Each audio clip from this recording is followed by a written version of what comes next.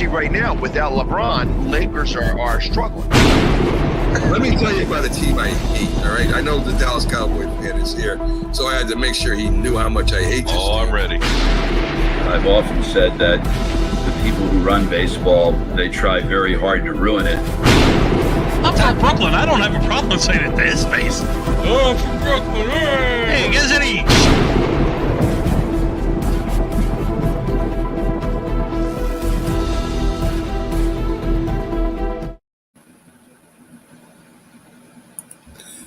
This is a presentation of Northeast Streaming Sports.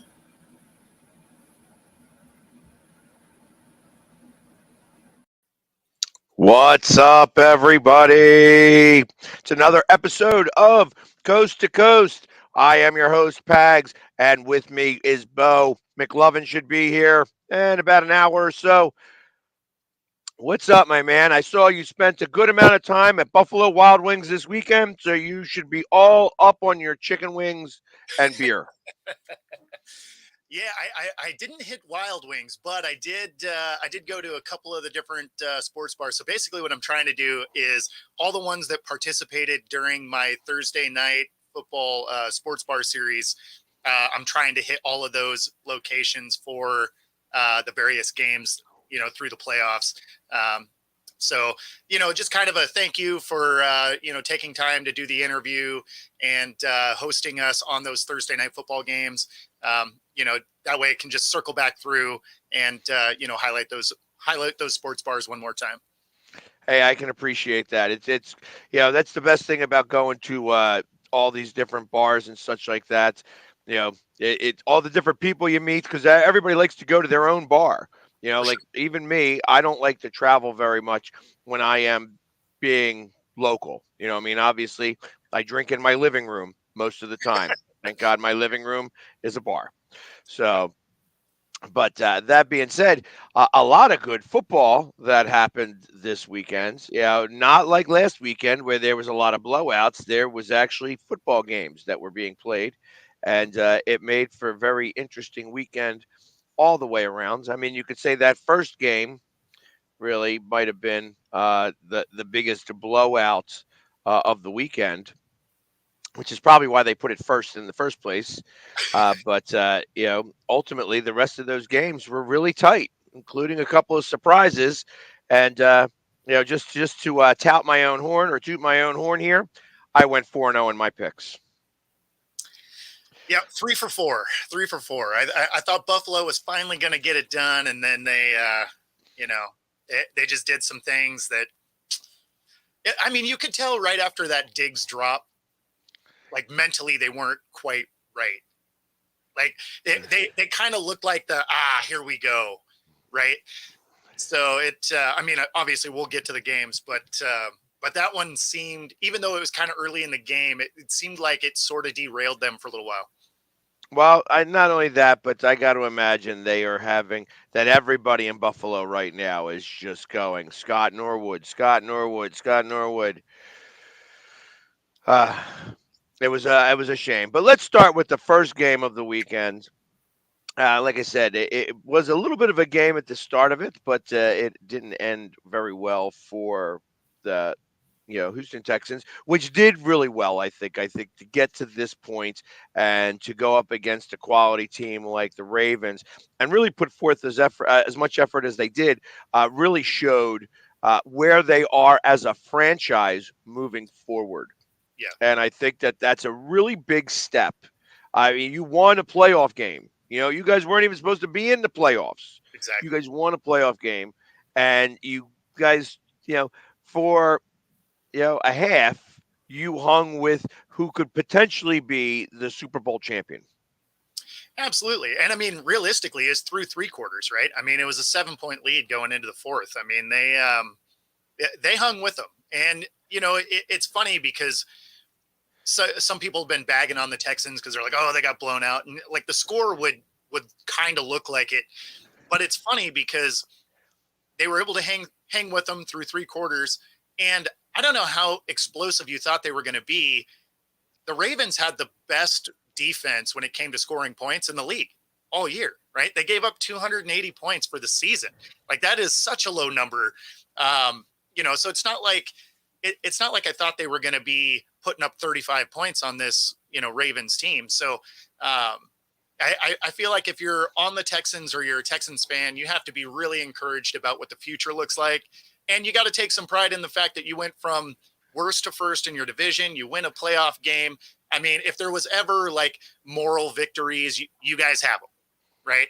Like, obviously you didn't want your playoff run to end. You never do, but there can only be one champ, right? So if there was ever a team to be like, oh, I feel good about where we got, it's that team. So, I mean, it's not like they were expected to do big things and they flamed out in the first round. It was, you weren't supposed to be there and you win a game. And then you hung with quite possibly the best team in the NFL for 3 quarters. Right.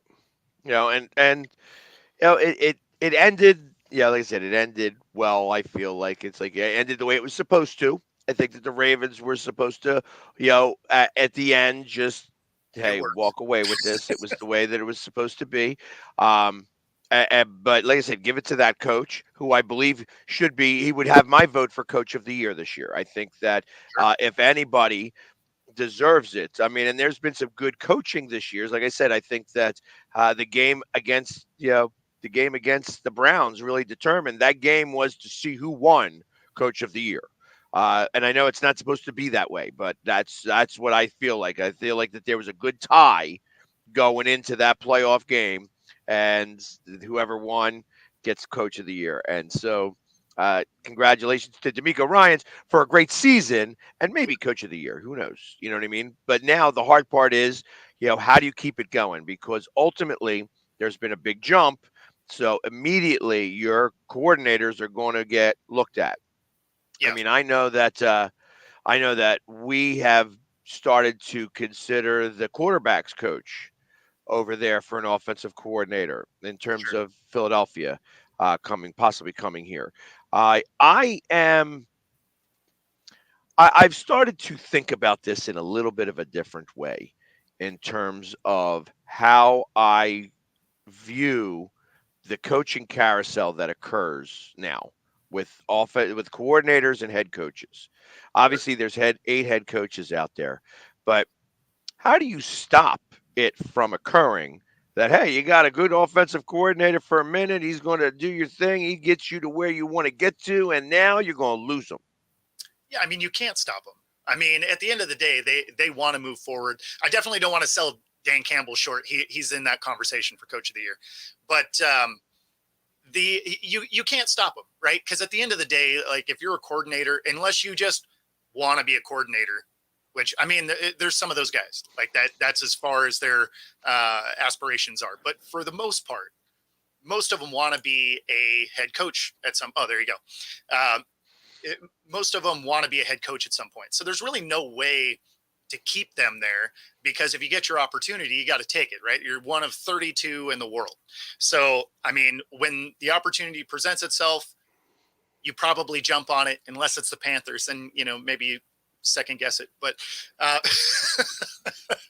well, you know what I did, interestingly enough, as you say that, I did a podcast the other day with a Panthers fan. Okay.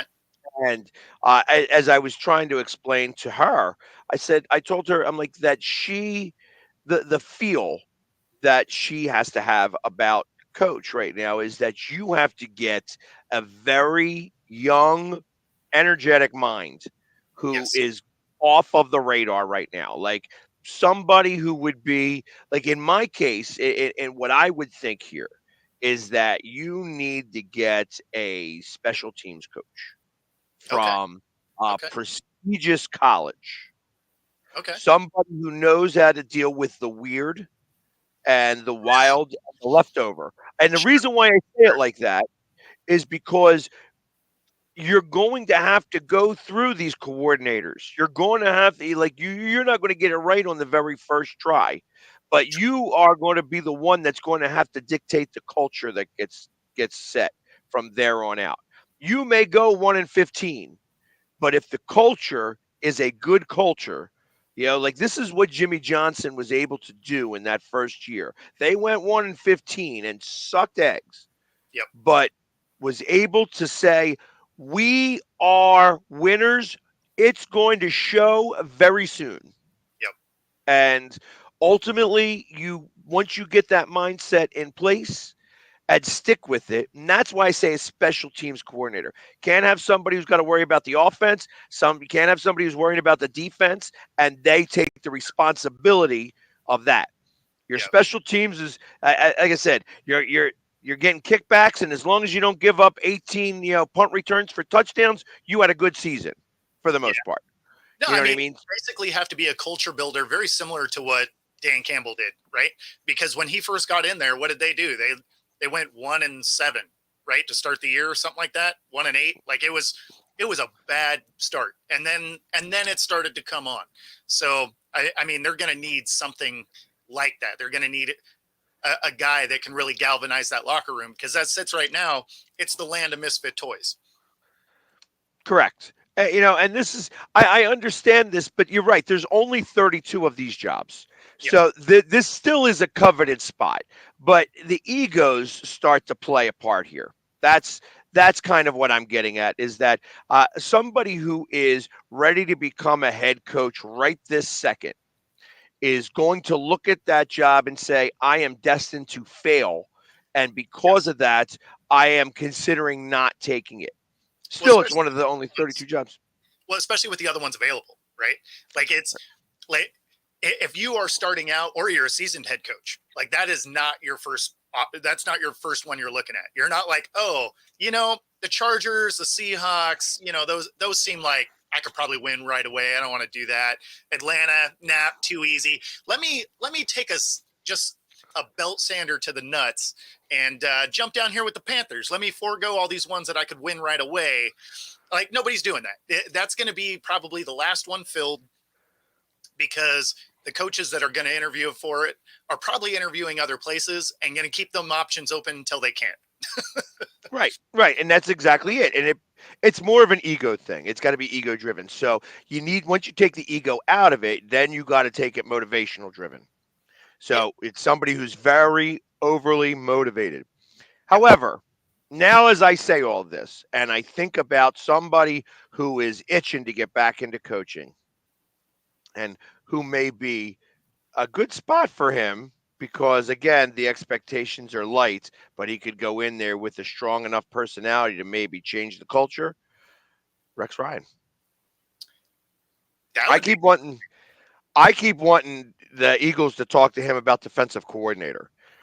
Yes. But I believe that, now as as I'm saying all of this, I started to talk myself into the fact that, Rex Ryan might take that job. He's so itching to get back in. I could see that. It's like, and I think about like John Gruden quietly came back into the NFL. You didn't really hear about it, but he came back in. He is now a senior consultant to to a team, which is the way it should be. I mean, obviously, he's a great football mind. To have him not in the game, and truth of the matter is that he shouldn't be in front of the camera, because he can't keep his mouth shut sometimes. But that doesn't mean that he's not, not a great football guy. I'd love to have John Gruden as my offensive coordinator. He'll find his way back in the league. Like it's going to happen. Everybody does. If you are great at what you do, you will be in here. Well, and everybody can pretty much say that, he was the fall guy in that scenario, right? With the emails and all of that. Like there's no way there's that many emails out there, and he's the only one that had an issue. Like clearly they had something out for him. Right. Now, does it excuse what he wrote in them? No, of course not. But I mean, at the same time, like, man, it sure seemed like there was a witch hunt there. I would imagine he gets his way back, but I didn't even consider Rex Ryan coming back. I could see that defense could definitely use it. I mean, because man, that defense wasn't anything special to speak of. So, but neither was the offense either. You know what I mean? There was nothing good. There was nothing good on that team. It's just how well would he deal with Tepper, right? Like that's the biggest thing. Can Tepper actually do what he kind of alluded to doing and stepping away and letting football people do football things? Or is he going to lose a game or two and then come back in and be annoying again? Well, yeah, that's where you need a strong enough minded coach. Yeah. Uh, uh, so when I think about the last four coaches that they've had, obviously there was a Philadelphia tie to both of those guys. One, Matt Rule, I thought was a good coach. Again, not given enough time. Gets fired in the middle of the season because he feels like they're losing the locker room. Blah blah blah. You know what I mean? Brings in somebody else, and they finish the season. I think 5-4, right? Or Yeah, 4-5. I actually had they finished 5-4, they'd have won the division, but they finished 4-5. He gets let go too. And actually everybody says, hey, everybody got along a lot better. That may have been the shakeup that we needed. Guess what? You're not coming back. We got Frank Reich, who's coming here. And he won a Super Bowl with the Eagles, and of course he just got let go by the Colts. And why would they let such a great offensive mind like Frank Reich go in the middle of a season when all he did was just lose one game with, of course, Carson Wentz, to not make it into the playoffs, and that's why he got let go. You know what I mean? So, and then ultimately he's there for a few weeks, and he says, hey, listen, I want this quarterback. I want this quarterback. I want this quarterback. And the owner says, nope, No. we're going to take this quarterback. Yep. And next thing you know, it's like, oh, well, that was wonderful. And you know what? Had you chosen my quarterback, we'd have been better. Guess what? You're gone. See you later. Bye-bye. And then, of course, the interim coach didn't win a game, did he? Or did he win one game? He won the first game. Yeah. Yeah, he won one game and then lost the rest. And of course, now he's gone too. So, 4 coaches, 2 years. Unfortunately, Frank Reich. You know what? I will say about Frank Reich? He's making an awful lot of money to do nothing right now. Yeah, I mean, I can't fault the hustle there, right? I mean, I wouldn't mind getting mailed checks for not having to do anything. That'd be cool. So, using him as an offensive coordinator might be a good move because, as I was listening on the radio, and they're saying, well, maybe he wouldn't be as pursued as other coaches would be because he had 2 fails. Yeah, back to back. And back-to-back getting let go during the season, I think, is the worst part about it. Is like, had he been able to play it out and then they let go, like that might be viewed a little different than you made it to the middle point of the season 2 years in a row on 2 different teams. Now, but possibly, and quite possibly, and I have to give this some credence, and I'm going to get this right from the Sports Talk Radio too, for 2 of the worst owners in football. Well, that's what I was going to say, is I don't feel like he was set up for success in either location. So, I mean, with Tepper and with Irsay, like, they're both guys that meddle. He's going in and trying to create something, and you get half a season to create something. Like 90% of the time, that's not going to go well, right? I mean, you don't make coaching changes because your team is ready to go to the playoffs. You make coaching changes because the team isn't very good. You then turn around and give them half a season. It's like, well, how good did you expect them to be?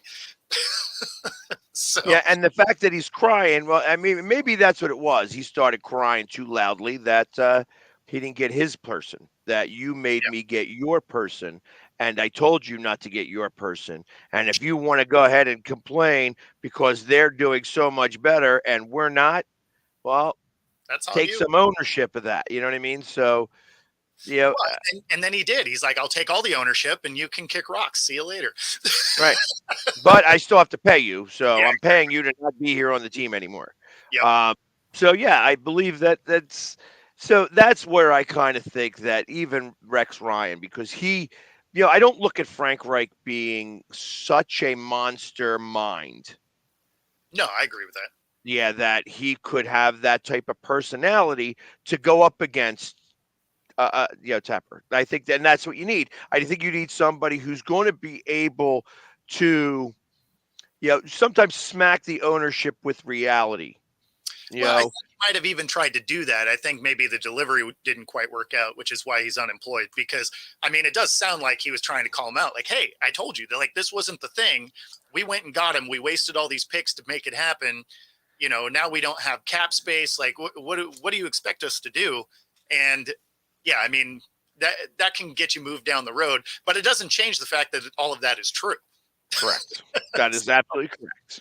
So, ultimately, I feel that that spot is going to be one of the more interesting spots to watch because, like I said, anybody who gets in there is going to probably want maybe the first ever no fire clause. You cannot fire me. Yeah. Yeah. Like, that, you gotta give me 3 or 4 years, period. Yeah. So. No, I mean, honestly, yeah, you're going to need something like that because as trigger happy as he is, if it starts to go slow next year, who's to say he doesn't step back in, fire you anyway?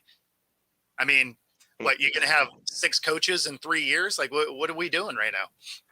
Well, yeah, but it could very well be. And I mean, just think about all the money he's spending on coaches this is like the dead cap space, except it doesn't go against the cap, And then, like I think of somebody else who may be maybe the right person for that job. If again we can make sure that the owner stays in his lane. Deion Sanders. Oh, he's not coming to the NFL yet. I don't. Yeah. Well, again, that's why I'm saying that this would be the job for him. He's not going anywhere else. He wouldn't go with the Raiders. I don't see him with San Diego or Los Angeles. I mean, you can't really see him maybe in a Falcons job. I could see him with the Falcons. I could see that. And that's the only reason why I think that Carolina is close enough to Atlanta. He's got a lot of base down there that Georgia really runs football. It's not the Atlanta Falcons. No offense to the Atlanta Falcons, but their soccer team, Atlanta FC, sells out that stadium. The Falcons have yet to sell out that stadium if it wasn't for opposing fans to show up. So it's not a matter of that. Megatron's butthole does not get the people in there for anything other than the Peach Bowl or you know what I mean? Whatever it is, I think it's the Peach Bowl, right? Yeah, something like that. It's something there, for college games, that's what they're coming in there for. They are not coming in there for the Falcons. So, that being said, and like I said, they've already interviewed Harbaugh twice and, twice. So it's like, who knows? I guess if both of those get chosen, you may want to wind up going with that. But it's going back to Sanders. I think that would be close enough for Sanders. It would be. See, that's where I feel like he would be able to be he'd have to be more like a coach similar to the one in Pittsburgh. He would have to be that type of guy. Okay. Like we're a very good delegator, good motivator, but you're leaving the football tasks to football people. Yeah. So, I'm with anyways, there was our coach talk for a minute. Let's get back to the game. So, obviously, C.J. Stroud at 19 for 33, 175 yards, no touchdowns, no interceptions, fairly clean game for the most part. And then Lamar Jackson, 16 of 22, 152 yards, 2 touchdowns. It doesn't show you how much he rushed for, though. Let me go get the stats from there because that's, I'm sure, the bigger part of that. Yeah, rushed for 100 yards and 2 touchdowns. Yep. So that's really where he did his thing pretty well. Quick shout out to Nelson Aguilar for actually getting a touchdown in this game too. You know what I mean? The one thing I will say about, like Nelson Aguilar is that he did win a ring. Yeah. And when you are compiling a team, you want guys that have gone there and have done it and can be in those moments, even as I said, he had 2 receptions for 12 yards and a touchdown. Yeah. He didn't play a factor in this game other than he caught the touchdown ball. But short of that, similar to Beckham, right? Odell Beckham, he got one catch for what? It was 12 yards. 12 yards, yeah, for 12 yards. I mean, didn't play a significant factor, has been in, has won a ring as well, been in those high pressure games, but he gave, he gave somebody the defense had to look at. Exactly. And ultimately, I think that the Ravens are very far removed from winning their Super Bowl. Yeah. That you could bring in as many people as you want to from the old Ravens team, but none of them are on this team. And that's the hard part. So, again, I go back to Mike Singletary. I want winners. You know what I mean? I want guys that have had the chip. And I use this term in hockey all the time. Like in hockey, I want guys that know how to win the cup, that have their name on that cup. Because the truth of the matter is that you can get lucky and get on the right team and win that cup. But most of the guys on that cup have their names multiple times. Yep. There's more people that have their name multiple times than have them on there one time, and that's a real thing. So winners know how to win, and they do their job. They do their job and get there and get everybody else motivated in the right way to get them over that hump. And I feel like, now bringing it back to the Eagles or even Seattle, that there's not enough of those guys on the current rosters. Like on ours, they're old, and the young and the old didn't gel as well. Yep. On our team this year. I mean, is Bobby Wagner the only one that's still on that team? Yeah, he's the only one that won a ring. Yeah. Yeah. So I mean, and they got rid of him initially and then brought him back. Yep. So, I mean, and after looking at that, probably he would have been great on the Eagles. You know what I mean? He was wide open for a while. Nobody wanted him. He was out there and then just got the deal back. It was like, but I looked at that. It's kind of similar to Jeremiah Trotter when he went to Washington for a minute, didn't really work in Washington. And he's like, I just want to be home. I want to be back home. So I don't care how much you pay me. Yeah. Just can't pay me zero. I guess the difference there is Bobby Wagner, he played very well with the Rams. It's just the Rams fell apart, but I mean, he led the league in tackles, led the team in tackles. I think he was like third or something in the league for, tackles. So, I mean, it's not like he fell off. Like he definitely showed out, but I appreciate that he came back because he's the only guy on our defense that wanted to tackle anybody. Yeah, I know exactly how that problem is, because nobody beyond the front four really tried to tackle anybody. It was like, let's bang him and hope he goes down. Right? They just throw the shoulder and you're like, did it work? It's like, no, man, these are professionals also. Right. Right. And some of those professionals weigh a lot more than you do. So you're bouncing off of them like a racquetball on a brick wall. Yep. You know what I mean? So I don't understand it sometimes, but I feel like that goes with philosophy.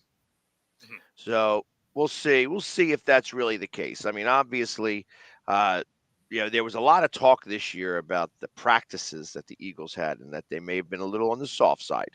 And if, that's when you go over the longevity of a year, if you practice soft, you play soft. And that's where some of the lack of wrapping somebody up and the lack of the fundamentals tackling came into play. I can imagine, from what I hear about Pete Carroll, that he is not that guy. He does not take it easy on veterans. He is not. He is. Everybody is of the same ilk, and you better be willing to bleed for me if you're going to play with me.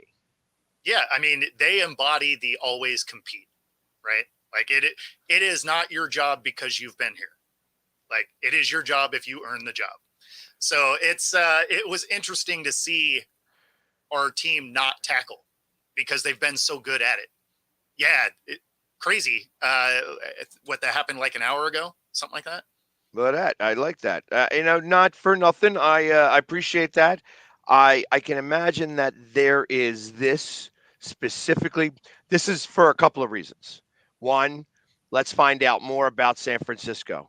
You played them 4 times in the last 2 years, 5 times in the last 2 years. Let's find out everything we can about San Francisco because we haven't played them. We don't really know much about them. Let's get a little bit more in there. Also, Laporta's hurt. Exactly. Yeah. He might be able to block because we know you can't, but you can catch the ball. You know Yep. what I mean? And you got to be rested. You're probably pretty healthy at this point. So I mean, I dig that. I like that signing. I hope that it scores him another ring. I really do hope Absolutely. that. You know, but I No, that's find that interesting. Ah, see, as I see it right here, 4 minutes ago, Eagles interviewing Ron Rivera for the defensive coordinator's job. There we go. Yeah, That'd be that's nice. That'd be a nice one. yeah. And Bass is crying that he was wide right. He channeled his inner, um, what was it? The inner Scott Norwood. Wide right, wide right.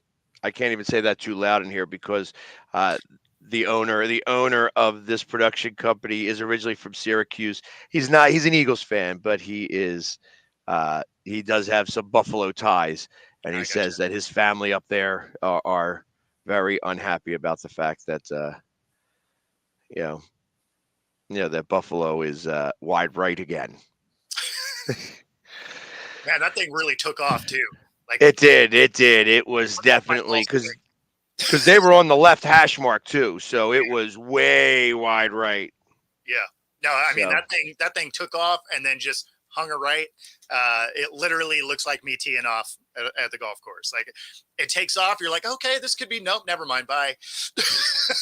hey, I'll tell some golf stories sometime after football season when we have to fill up some time because truth of the matter is that people only like to go golfing with me once, and I can bring a bag of balls with me, and I will still need to borrow some at the end. Pretty much. Pretty Yeah, much. I'm that bad. Yep. I keep waiting. I want to invent the golf ball that has the chip in the golf ball so I can find the golf ball. Just put it on my app. Here, sync it to my phone. Let's go find the golf ball and use only one golf ball. I swear to God, I feel like that would make millions of dollars. This is for the bad golfers out there. It's got the homing beacon. I like it. That's exactly. Don't you think that would sell millions and millions and millions? Oh, for sure. For sure. So yeah, I'm working on that. I'm trying to get the patent. But anyways, so how about that defensive coordinator? Defensive coordinator Ron Rivera, maybe. Which I'm unsure. I don't hate that. I don't hate that. Like he is a good DC. So, and not that he was horrible as a head coach, honestly, but he was He seemed to beat the Eagles a lot. He was inconsistent for sure, but I mean, he did get to a Super Bowl, so it's not like he was trash. So, but I mean, yeah, as a DC, I like that pickup if you can. Yeah, I'm game for that too. So, and anyways, just to finish up this first game, so that we can get past it. Obviously, Singletary was not able to run against this team. It's just you couldn't run against them. That was part of the problem. Nico Collins still gets 68 yards, which is pretty good. It's that is what it is. You know what I mean? I thought that he was their guy all season long. It's going to be interesting to watch that relationship grow. Because obviously they're both rookies. They're both going to grow together. I think that that's going to be something worthwhile as long as they could stay together and money doesn't tear them apart. Because ultimately, eventually, that's what's going to occur. It's going to be money that tears them apart. Of course. Nobody really caught the ball a lot. I mean, it was a lot of rushing here. Dalvin Cook gets his biggest amount of playing time. He had 8 carries for 23 yards. And his longest being 19. So really, he had 1 carry for 19 yards and then 7 carries for a total of 4 yards. Dalvin Cook. So good pickup by them. Hill had 66 yards, but really it was the Lamar Jackson show. He's going to win or lose this Super Bowl with that defense.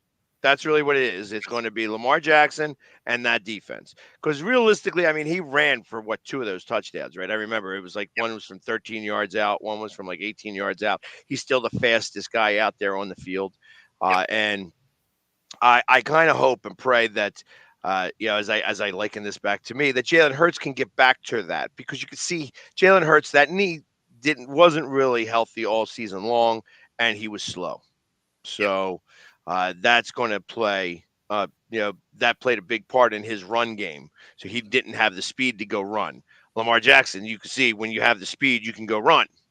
Yes. And while I think that there is still a place for it in this NFL, because Oh, the passing game is so prevalent, you need a quarterback that can run, but can also throw. So looking down and having 2 and 3, when you think about the games that how the quarterbacks lost these games, I mean, even here, throwing against his body, for one of the passes. Uh, Actually, I'm sorry, that was Jordan Love. You know what I mean? So I'll get to that one in a minute. But I'm likening the two because I'm seeing an interception, but he didn't throw an interception. Um, but there oh, are things that you learned. Yeah, there are things that you learn in these games. Watching Lamar Jackson as CJ Stroud, I mean, watching Lamar Jackson play this game probably was like eye opening. Like, this is a playoff caliber team. You're watching it in real speed. You Yep. now know what you got to have to do. Yep. I mean, now your goal is in front of you for next year.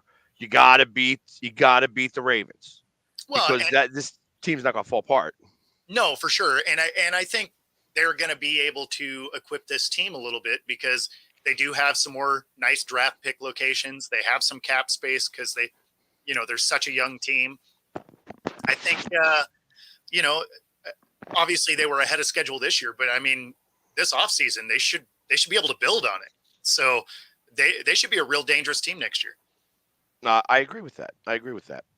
And so, yeah, I mean, Houston, I think nothing to be down about. I mean, they are definitely the up and coming team, and really were a big surprise, you know, and probably now are front runners to win the AFC South next year. Even as interesting as what Jacksonville will do to try to make up that ground. Yeah. Steichen also. I mean, that was a really tough division in the grand scheme of things because of everything that was going on. The Titans are going to have a new coach, and they're going to probably have a whole new rebuild year, Yep. is what my thought is on that. So Titans may not have the greatest outlook, but the other two are right there on the Texans. So the Texans are going to, the staying the same, or having a sophomore slump may turn out to be not enough this year. You know what I mean? So you got to make sure to always be, moving forward here and not having that small regression. Yeah. I mean, it's funny because I think based on the gameplay that we watched from him, I think he might have a little bit less of a sophomore slump than some of the other guys, because the things that you watched him do were things that were duplicatable, right? It's something that I gave a likeness to with Gino a bunch of times. Was, he didn't do anything that was over the top athletic or required like a certain situation for it to happen. Like, he just played smart football, protected the ball, did a decent job reading through progressions. And so those are things that, are here more than just athletic ability, which is generally something you can translate into the next year. You can take year in and year out. So I actually feel kind of good about him going into next year and not having a huge drop that some of these quarterbacks have. Well, and that's the hope. I mean, obviously, as the things that you're thinking about, usually the sophomore slump is mind related. No, You start, exactly, because a lot of times that first year, they do a lot of athletic things that carry them through, and then there's tape on it, right? So those things start to get taken away, and if mentally you weren't there, that's where that sophomore slump comes in, right? Like, you just. I look at it differently. Now, let me see. Maybe this can translate. Maybe it can't. I shoot pool, Sure. and when you learn how to shoot pool, You're making the balls into the pocket. That's the most important thing. You're learning your angles to make the ball in the pocket. Sure. Then the difference between, we'll say a 3, that's because a 3 is making the balls in the pocket on a regular basis. Yep. A 4 starts to use English on the ball. Of course. And as you start to master that, you can start to create different angles by using some of the English on the ball. There comes a point that you start to overthink your English. Sure. And you're thinking you're doing something and you're not. And I'm coordinating that to a football term in some of these quarterbacks where No, that's definitely a thing. and that's where I feel like the sophomore slump really comes. That it's not really a regression, it's a learning what doesn't work to go along with what does work. So that when you have the whole picture, now you know, because everybody's got to go through the why of things. You get, A plus B equals C. Well, why is that? Why doesn't it equal D or E or F? And then you got to find out the reasons why it doesn't equal that. And that's where I feel I don't look at the sophomore slump as a regression. I just look at it as the learning process and the learning curve of this. So it wouldn't make him a bad quarterback.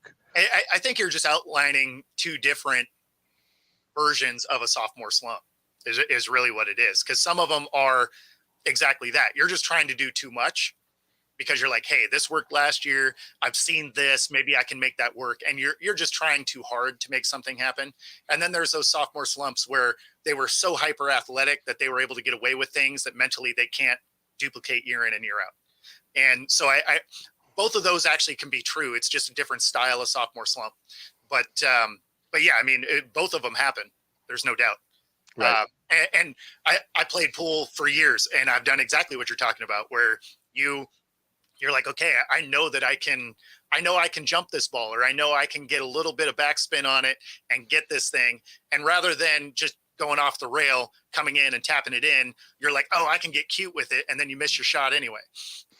Right. Or like in my case, learning to throw a ball was one of the harder things that I was doing, and for those that know how to shoot pool are going to understand what I'm talking about. Those that have no idea, it's not something I can explain to you right now. It becomes a matter of physics and for a different day. Right.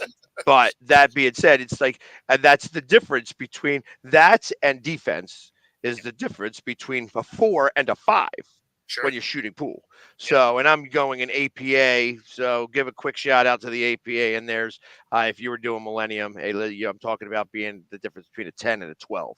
So for all you pool players out there, yes, you get everything here on Coast to Coast. That's right.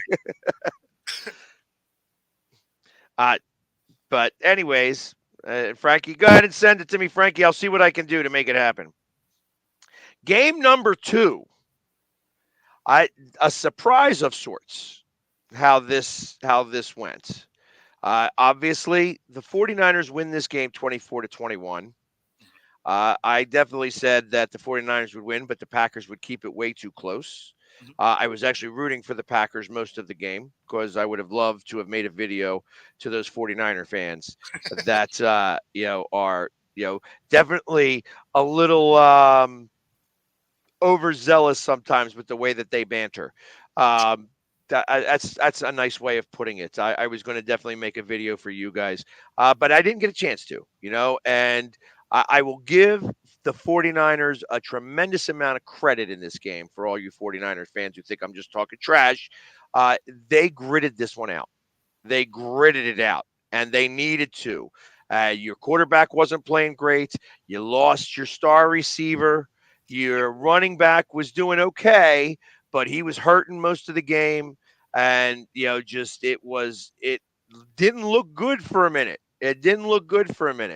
But you have to appreciate and respect the grit that the 49ers showed in that game.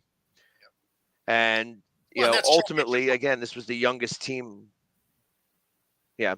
and this was the youngest team in football on the other side of things. So it ultimately, that's a learning experience for them and Jordan Love specifically because I felt like he could have gone down the field. They had been moving it well enough to be able to go down the field, and that's where you had the biggest learning experience. Probably the only time he's looked like a rookie in the last 7 games. He went across his body through that interception, Yeah, I and he mean, didn't need to.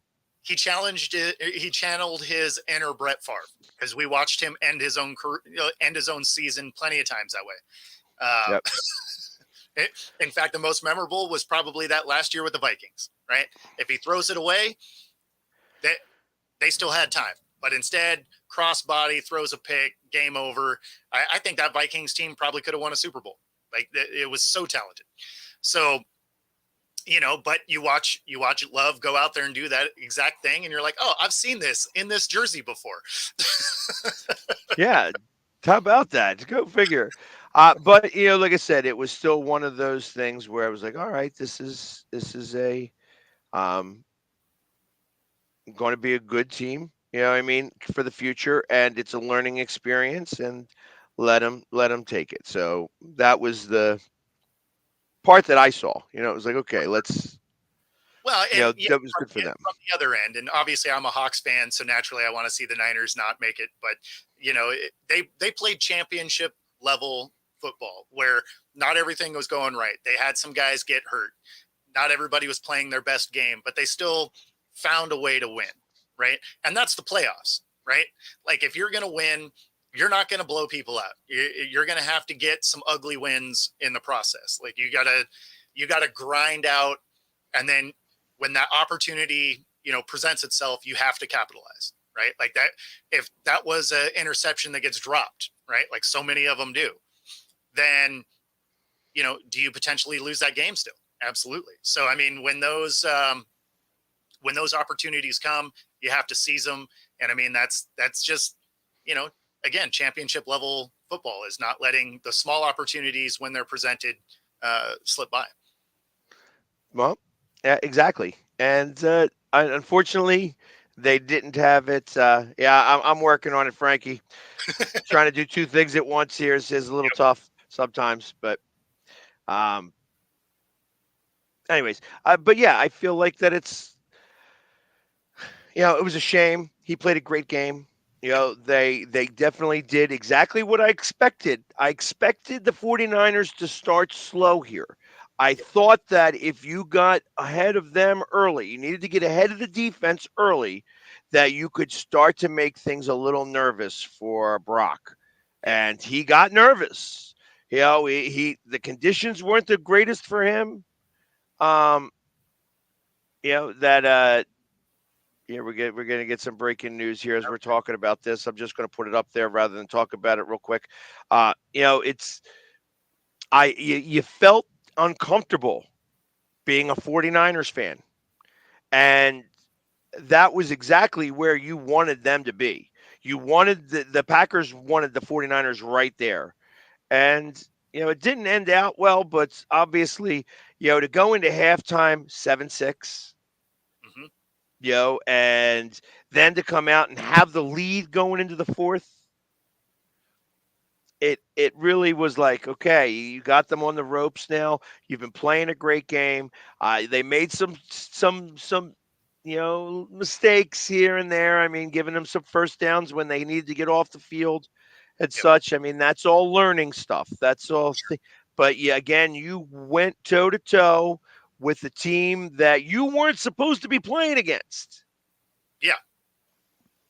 And that's, and literally had them up against that, for a minute. So, I mean, again, I think it shows a lot of poise from, the Packers. Yeah. No, I mean, you had to like what you saw out of them. That's another team that's young. They're going to be able to build on it, continue to grow.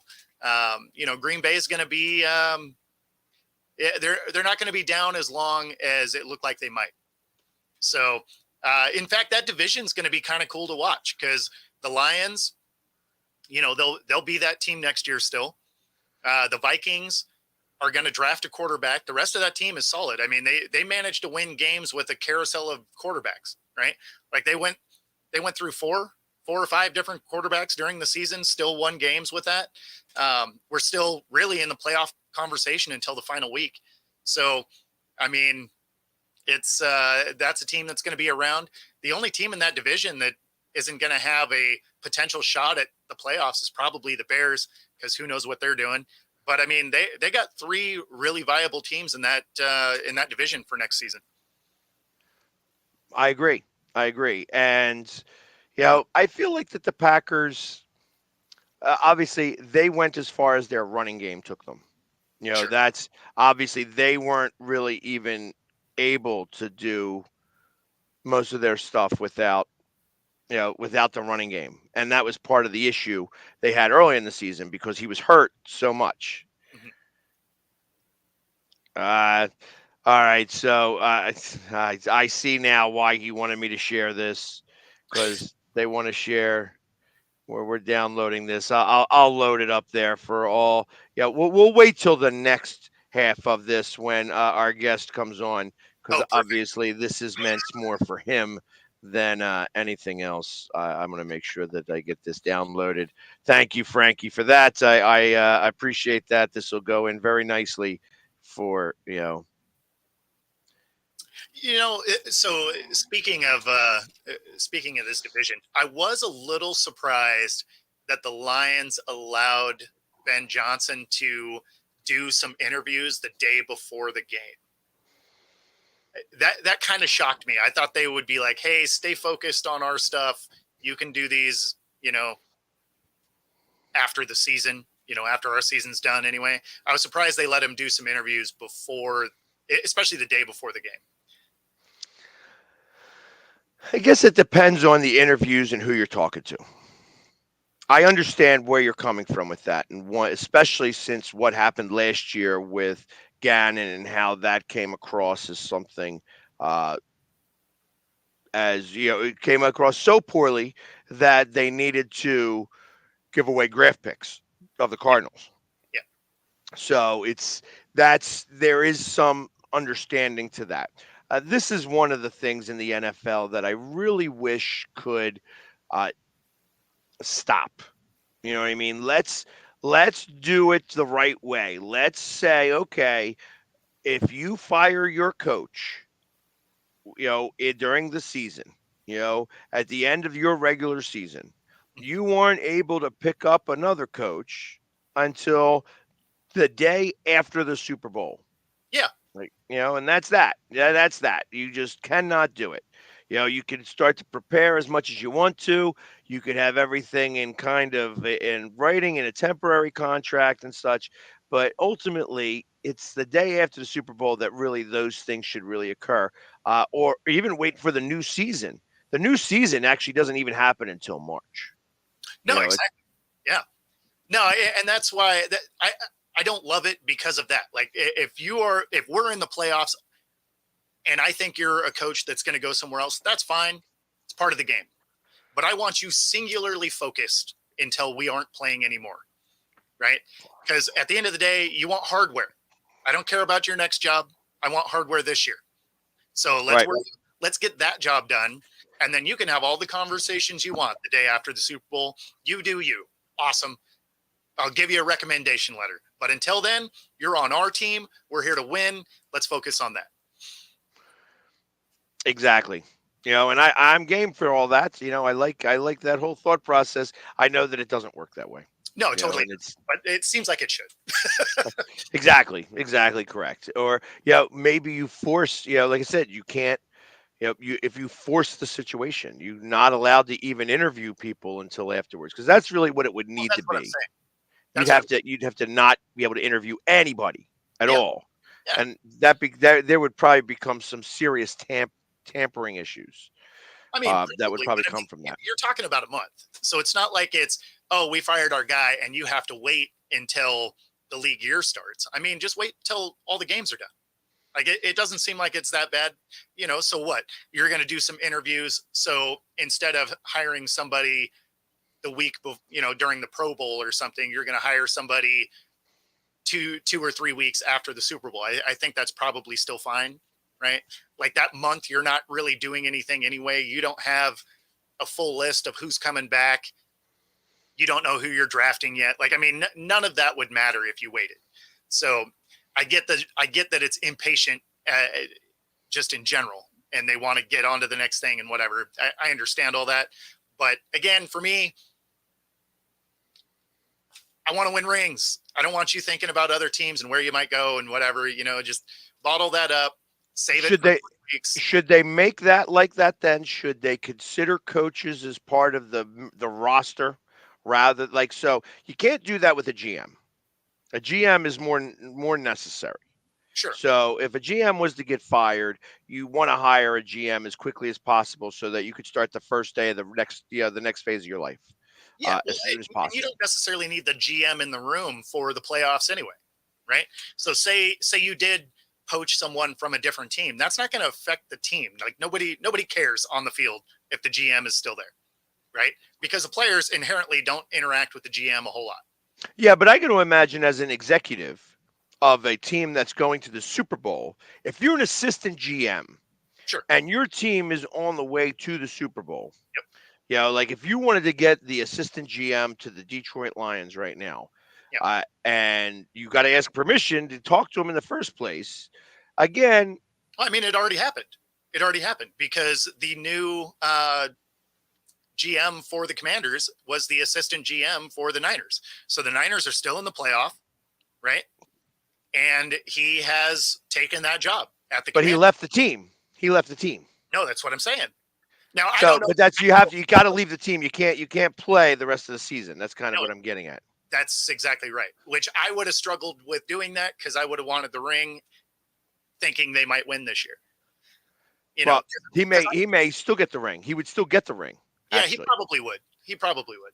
But I mean, any player, if you were on the 49ers, whether you played for the first 2 games and got traded away, or you just came on for the last second, you're on the roster at any point in the time, you get a ring.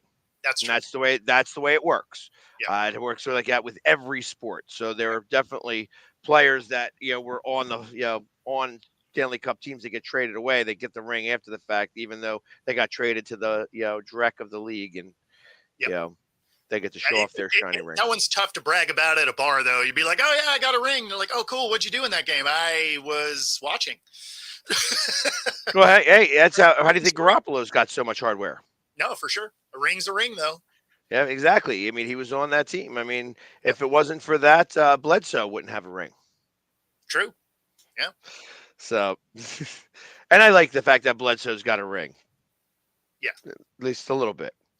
I tell you what, Aaron Jones absolutely killed it in this game. As we go back to the football game, and we only got a few more minutes before we have McLovin come in, 108 yards rushing on 18 carries. That was a big deal. I mean, I thought that he was doing great. Obviously, he's what kept them in that game. He's the reason why they were able to keep the offense off the field. Yep. It was like going down on that first drive was a 13-play drive to get a field goal, or a 14-play drive to get a field goal. I thought was perfect. I thought it was just as I scripted it. Yeah, because we talked about that. I said you got to keep them off the field. You don't want them coming on the field at all, and you got to be able to put touchdowns on the board. You can't kick field goals, and they did that. And that's what happened. They kicked field goals. So ultimately, imagine putting a touchdown there, making that 10 points instead of 6. Yep. All of a sudden, the 49ers are sweating it in a big, big way. Yeah, absolutely. No, very different game at that point. McCaffrey had 98 yards himself, along with 2 touchdowns. Yep. Very big in the fourth quarter. That's where he really started to shine. Definitely, he went into beast mode and just, it's and it's funny as I say that to a Seattle guy that he went into beast mode, but that's literally what he did. He started to blow people up and just get into the end zone. He's like, I'm not going to be stopped or denied, and just got in there. So. George Kittle was the leading receiver for the 49ers, but man, that one drop was a big one. It almost cost them the game, in fact. Yeah. You could arguably say, had they lost, that I'd have turned back around and says, George, where was your hands on this one? because that was a very big deal and a very big drop at a crucial time, um, which surprised me. Like He's as that's not. sure-handed as it gets. Yeah, just about. So maybe you could say that it had a little bit to do with a slick ball. I mean, that's why Purdy had the glove, no glove. Michael Jackson, not Michael Jackson. Doing those things and all. So they said they gritted this one out in a big, big way, and I tell you got to get off the field when you have this team on third down. Yep. That's the problem. 10 for 16 on third down conversions. Doesn't matter how bad of a game Brock Purdy is having. If you cannot get off the field on third down, you are going to be losing that game. You're going to lose that game. They have too much going on and too many weapons. Yeah, The you only can't give up over 50% on third down and expect to win. Like that's a tough stat. You're putting your defense in a bad situation. Exactly. And interestingly enough, they didn't sack. They sacked Brock Purdy once, but they didn't sack Love at all. That The defense really didn't get home. no. That was a little bit surprising. Made me wonder, like, was it the cleats? Were they slipping? There were some slips. That one slip was maybe, again, I'm maybe confusing games. I thought there was one slip that maybe the guy was wide open, but that could have been the Buffalo game with the Chiefs. But it's just there was a little bit of slipping around, and when all was said and done, they went away from their game plan, because I know they had just about 19 minutes of ball. Green Bay did in the first half, but only wound up winning the possession by 20 seconds. Yeah. No, exactly. So that means you went away from what was working and needed to start to go back to the run game and such. Yeah, So I think they kind of, I don't want to say panicked, but they definitely, even though they were only 1 point behind, right? They really got away from that running game that didn't make sense, right? I mean, when the game is essentially tied up, you don't need to do that. all right, so we got him here. As he just gets here, we're at the top of the hour. We got to do our station break anyways. So now that he's here, we're going to go away for a minute, but we'll be back to show him exactly what Frankie wants to show him, when he got on. So we'll be back in just a few moments. Please stand by. I mean, you can see right now, without LeBron, Lakers are struggling. Let me tell you about a team I hate, all right? I know the Dallas Cowboy fan is here, so I had to make sure he knew how much I hate this team. I'm ready. I've often said that the people who run baseball, they try very hard to ruin it. I'm from Brooklyn. I don't have a problem saying it to his face. I'm from Brooklyn. Hey, guess any.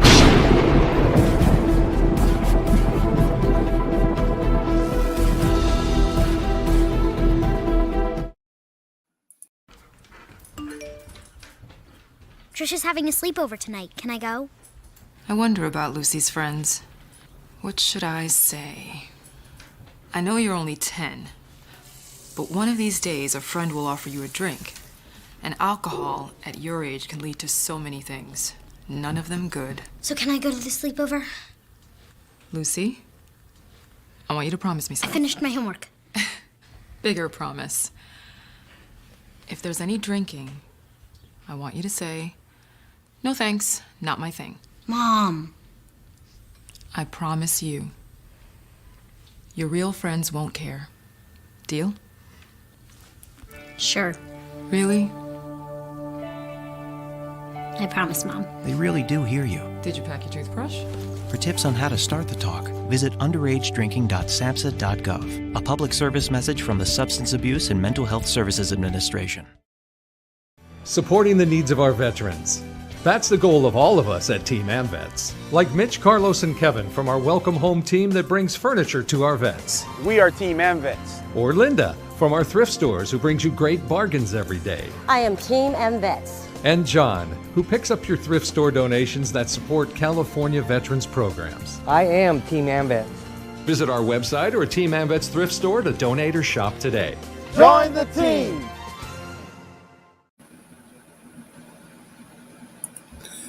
This is a presentation of Northeast Streaming Sports.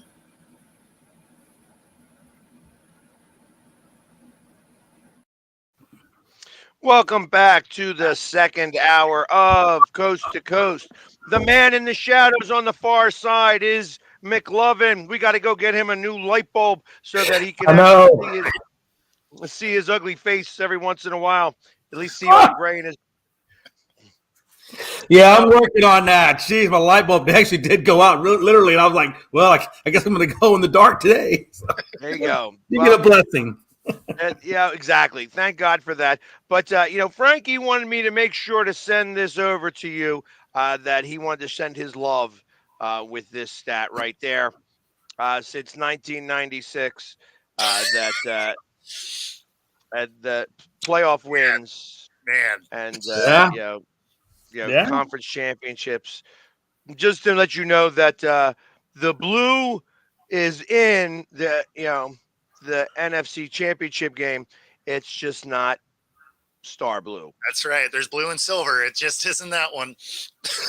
yeah, and those kinds of things used to hurt about a decade ago, and now it's just kind of, That's what Frankie doesn't understand. He's like, you got to show this to me. Man, he's got to see that. I'm like, bro, it's like, what? I don't know this? In 30 years, you don't think I know this? It's like, and it's like from one bandwagon to another guy, another bandwagon guy.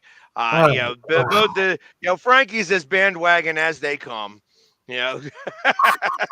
So if that's there was a bigger bandwagon, for a New Yorker. Oh Lord. Yeah, exactly. He's a Yankees fan. He's a Lakers fan. He's a Patriots fan. He's he's a little all over the place. Frankie's a little all over the place. I ain't gonna lie. That's exactly what she said about him too. So he's just all over the place. But well, good luck with getting Rivera as your defensive coordinator. I hear he's going to be interviewing with you guys here pretty soon. Yep, that is correct. We did. I would not be excited about that. Does that excite you, Pax? To get you just like you wake up in the morning, you're like, yes, that could be good. You know what? I don't know. And going as a defensive coordinator, and the other thing that I think about with that is him being maybe more of a presence in the locker room to keep everybody at, hey, listen, this is our jobs. This is what we're doing. If any of the things really did happen, because all of it's hearsay with what I talked about and all the rumors and blah, blah, blah. It's all hearsay because nobody really knows for certain what occurred, but something occurred. And maybe you need that type of strong, quiet presence, because I don't look at him as a rah-rah guy. I look at him more as just, hey, this is our job. This is what we're doing. Can get in your face if he wants to. And from what I heard, everybody loves to play for him. He wasn't as great of a coach after his Super Bowl year. Yeah. That's what I heard. And that's what I'm thinking. Like, you could be a great guy. Nobody can love the hell out of you. But what are you going to do to innovate this team? What are you going to do to do something different than what's already been done? And I don't think Ron Rivera is that guy. I think he's kind of like, kind of passed in the dust. I think his time came. I think it went. And I just don't see him the guy that's going to just resurrect this Eagles defense. It wouldn't excite me. Let's put it that way. Well, the thing is he's going in as a coordinator, right? It's not like I understand. It's not like he has to go in and resurrect the team here. Like he has to get a position group to play well, and I think he can still do that. Certainly going to be better than Matt Patricia. So, well, that's true. Everybody I think was better than Matt Patricia. I mean, at the end of the day, you got to be a little excited about it because it's like, okay, we got a guy that basically doesn't throw a defense on the field, so at least we got a defensive coordinator now. Yeah, I mean, you got to like this move a little bit. Well, like I said, they're talking to him. He's not hired. It's not an official thing. I like that direction. Like I said, I'd like him for them to talk to Rex Ryan. I think that he would also be a really good guy to talk to. It's and I hate to say this. I really hate to say this because I was not a fan of when we had our defensive coordinator for so long And yeah, then he goes to Cleveland, and they have the best defense during the regular season, which bothers the living hell out of me. But I mean, he was good at doing those types of things. His bend, don't break defense would do that, and that's why they had such a great defense. Our defense was bend and break. So it's you True. don't win games when you do Yeah. that. But I like defensive coordinators that know how to spell the word blitz. I want to see a blitz on occasion. Yeah, absolutely. Things actually occur. Let's do some stunts. Let's get these guys moving. Let's get the offensive line thinking that you're going to move. That's part of the game that I feel like was lost a little bit in the last two defensive coordinators that we've had, really three defensive coordinators that we had, that this guy would call up some blitzes, but they would be soft blitzes. It was like he would shoot very rarely five guys.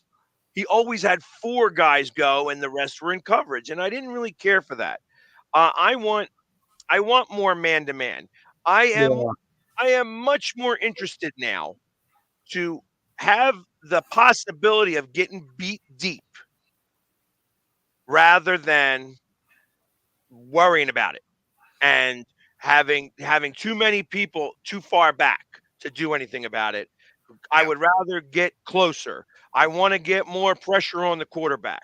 I want that quarterback to stop having 3 seconds to go to the crossing route and have that guy wide open because the middle of the field is open because the linebackers didn't know where to go. And that's where studying that game film comes in, looking at see how teams like to do things. Do they start off with the run to get the series going? Are they more of a passing to get the series going? And just figuring out when you want to blitz and being more calculated with it. But yeah, I mean, I think if you can't disrupt a quarterback and get him out of his rhythm, you're probably not going to do well. If you got Brady out of his rhythm, every time the classic was the first half of that Atlanta Super Bowl. They got Brady out of his rhythm. He couldn't think. He couldn't do what he wanted. The second half was a different story. They kind of relaxed off of him, and then he was able to pick him apart. You just got to be able to get a guy off of his rhythm. I mean, for crying out loud. And that obviously you saw Dallas didn't do any of that last 2 weeks ago. I mean, we didn't do any of it. Yeah, well, and that's why I always talk about quarterback hurries, right? As much as stats look great on a sacks look good on a stat sheet, quarterback hurries, man, if they don't get comfortable, it's Mike Mamula stat. The Mike Mamula stat. He was great at almost getting there. Yeah. That's that. Literally, he created that stat. Yeah. How many times does this guy almost get there? And that's why they called it a hurry. They didn't know what else to call it, but he almost got there a lot. Yeah. Right. But what it does do is it disrupts your timing, disrupts your setup. I mean, your reads, going through your progressions. Exactly. All So of I it. mean, as much as a sack looks awesome on a stat sheet, give me a ton of quarterback hurries because that's where guys make mistakes. So I got a question for you, Mr. Cornerback. How many sacks did you have in your career? I don't know. I had a few. There's one that I remember mostly because the guy turned and I felt bad because he ended up leaving the game because like you want to come in and like hurt someone but not like hurt someone, right? Like you want to blow him up. You want to blow him up, but you want him to get up. You want to leave a presence there. He ended up leaving in an ambulance. He faked a handoff. He wheeled around. I came off the left side full blast and unloaded on him. It was bad. But as far as how many sacks I had, I don't remember offhand. I wasn't a big stat watcher. Less than 10? No, I probably was north of 10.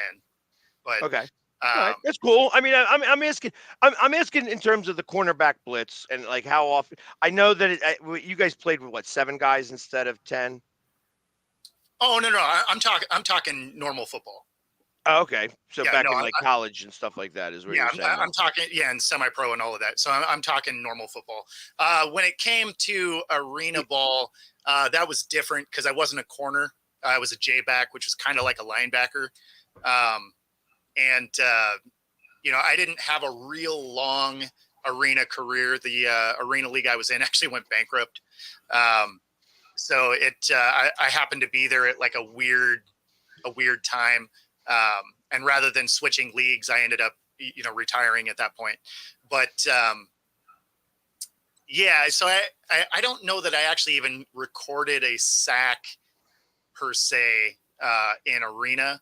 I did create some get some turnovers, strip the ball a few times, stuff like that. But yeah, I don't know if I actually had a sack in arena ball. But yeah, when it came to normal football, I was north of 10. And yeah, they were corner blitzes, stuff like that. And the defense wasn't allowed to move until the play started, right? Like they were set in position. Yeah. Correct. You can't move backwards even if you want to. No, in fact, the position I played, you couldn't be more than 5 yards behind the line. So you were actually caught in this little box. So you couldn't be outside the tackles and you couldn't be deeper than 5 yards. So you were frozen there. And then the offense, they had 3 guys moving before the snap. So, I mean, you were definitely at a disadvantage on the defensive side of the ball, which is also why it was hard to record sacks because there's so much. I'm about to say, I can't imagine it being easy to get a sack in arena ball just with the way the way the offense is allowed to be more free flowing. Exactly. Plus, they still have running backs, so I mean, like it's really not set up to create a lot of sacks. You can still get them, obviously, but quarterback holds the ball too long or whatever. Like those are the occurrences that happen. But I got to imagine, and that's kind of what I understand that it's so different because like in arena ball, there's only 7 guys on the field, right? Yeah, well, and that's also why in arena ball you see scores that are insane, right? They're like 60, 70 points because it's hard to play defense when half the offense is running and you're not allowed to move. And I mean, it's geared for scoring points. There's no doubt. Right. And the field is only 50 yards, I think it is, right? Yeah, or is it less than 50? No, it's basically that because it's basically well, I mean, it literally is an ice arena, right? So it was just interesting how that all works. I remember going to the Philadelphia Soul games and such like that, and being down in the front row. Like if you were down in the front row, you could talk to the players and stuff like that. I remember in the first game that I went to, shaking the player's hand, and they kicked off, and I'm still shaking his hand. He's trying to get his hand off. I got his hand, so it was kind of funny that I was able to kind of play that game real fast. And of course, he came over and he laughed at me for a minute. He's like, "Yeah, you got me on that one. You ain't shaking my hand no more." Stuff like that. But it was, it was kind of interesting that you could get that close and see the players and stuff like that. Now they have the glass up and stuff. It's a little different, but no, the glass is down. They don't have glass up for the games. Well, I haven't been there for a while. It was just like I said, I was in the end zone, so I got to see it that way and. That they kicked off, you get the bounce, the ricochet off of the net and stuff. Now, unless something changed, there shouldn't be glass up. It was kind of fun though, because unlike normal football, right? If there is a TV timeout or something like that, a lot of times they'll kind of fade to the sideline or something like that. But when you're in an arena, you can't leave, right? So having the fans that close is kind of fun because you just end up. You're basically stuck for a few minutes while they go to commercial break. You can't do anything. So then you're just sitting there chatting with the crowd and stuff. And that's actually a lot of fun. Right. Because you get, like I said, it humanizes you guys as players and also takes the fan element to the next level, which is part of the fun of, being involved in sports. It's something that doesn't happen right now in professional sports anymore because the money is so distinctly different than what it used to be. I mean, I used to, I could, again, I'll go into stories at another time, but the players used to be so much more accessible than they are now. Yes. And because of that, it's, it is what it is. You know what I mean? It's just, social media has kind of made things a little different, but it's, with everything good comes everything bad that goes with it. So that's what I kind of feel with that. So just to let you know, McLovin, I think you went 1-3 this weekend with your picks. Yeah. Your picks stunk. Picks stunk. Oh no, they did. I've been a little bit more emotional this week than I normally would have, but Hey, so Frankie, he loved the picture. He said that if he could be just as much of a bandwagon as you were or you are, that that he would really be living. that's so messed up on so many levels. But no, I'll tell you this. One thing I was impressed, and yeah, the Texans definitely got, and that I felt like that game was a tale of two halves. That first half of the Texans Baltimore, I was like, damn, these dudes actually got a shot at maybe, getting this thing. And then that second half just came. And of course, they made the adjustments and things of that nature. And man, it was just Baltimore came alive that second half, and really just obviously took out the Texans. But one thing I like about the Texans, I feel like next year and the year after, the next couple of years, a little draft, a little more experience in there, that team's going to be incredibly difficult to beat. For sure. Yeah. No, their future's bright. Yeah, that we talked a good portion of the show, the beginning part of the show about how Houston. You should show up on time sometimes. Yeah, and actually, if you want, to be a captain, I will. Bandwagon for the Cowboys, you could be a Houston Texans fan, seeing that's where you live. That you see the stadium in the background, behind you, and all that stuff. So I'm just letting you know. I'm sure Houston would love to have your fandom more than the people off the street. He can't leave though, because the Cowboys are running it back, which means all the Cowboys fans have to stay too, right? Listen, I've done told you a million times, man. I've been with them since '76. I cannot let this. It is what it is. You are what you are, man. There's never going back. There's never going back. It is what it is. That was the nice way of saying I hate you guys. Pretty much. But it's all good. Hey, but seriously, what y'all think? The rest of the other three games, I thought all those three games really could have gone either way. They were all, one possession games. Let's be honest, Buffalo, that dude doesn't miss that damn field goal. Well, we haven't talked about Buffalo. We haven't talked about the Sunday games yet. So, but I will let you do whatever you want to talk about for Saturday's game with Green Bay, the 49ers. I was explaining how I personally thought that amongst everything else, obviously the 49ers have a lot of talent on that team, but you haven't seen them go through a lot of adversity. And this was a gritted out win. They won this game, that they imposed the will of them saying, we aren't losing this game, and then, made it happen. Yeah, I really thought, when Debo wasn't there the second half, that changed a lot for San Fran. Then Ayuk had to be more of a physical presence.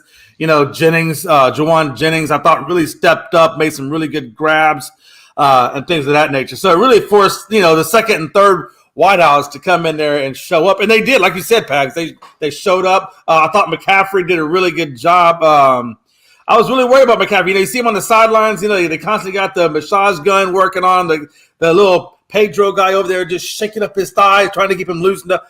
And it was pretty intense. And but no, you're right. That team never gave up. The defense played really well. And I got to tip my hat to Packers. I wanted to see how the Packers would do under a stronger defense, and I thought Jordan Love did a really good job. I think he really has shown me that, hey, this guy is a legit quarterback, and now I'm kind of curious to see how the next couple of years unfolds under his leadership. But yeah, man, I really thought this Packers team wasn't going to be that good, but they really have shown me that they could step up against tougher competition.